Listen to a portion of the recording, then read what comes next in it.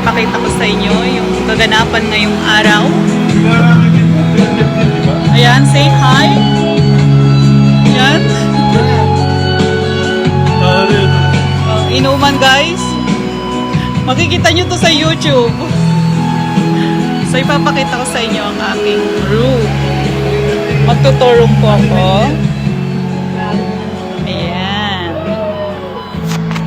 So this is my room. Ito ang itsura ng aking kwarto kapag tapos na yung trabaho. Kasi dito din po ako nagtatahi. Nandito yung makina ko. And then, ayan, may malaki akong salamin. Pang-attract ng good vibes. So, may mini-ref ako dito. Ayan. Kapag nakakaramdam na ako ng gutom, wow, hindi na ako kailangan lumabas.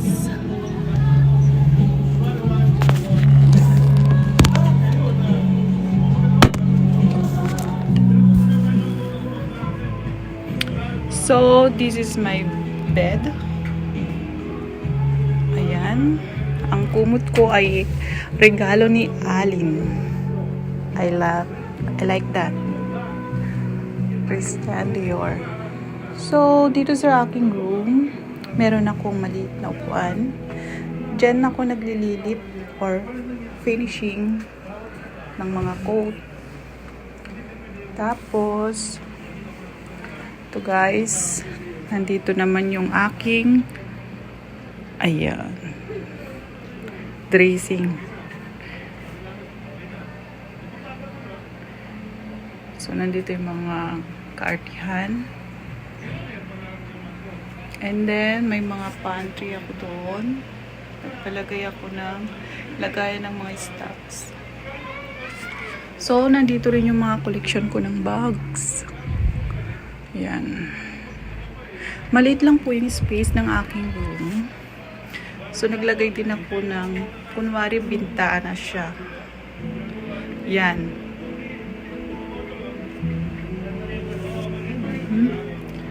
May light din akong ganyan. Binili ko sa Shopee. Tapos, ang napaka-importante sa akin is this one, guys. Kasi, pag nandito ako, may aircon din ako. Thank you sa aking sponsor ng aircon. At may malaki akong salamin. Guys, ito binili ko to. Ito yung kaunahan kong binili nung nandito na ako sa Caloocan. Ayan. So, ito naman ang aking table. Dito ako kumakain pag break time ko na. At dito rin ako umuupo tuwing may mga gagawin akong listahan tulad ng mga to. At nandito yung drawer ko, internet. Ayan, mga damit ko sa pang gym dito, panlakad, tsaka dito naman yung mga pangbahay. So, meron din akong electric fan, guys. Yan. Pag naglililip ako, nag-finishing ako, gumagamit ako ng electric fan. So, ayun. Maliit lang tong kwarto ko, pero gusto ko maayos at malinis. Ako na rin nag-decor nito.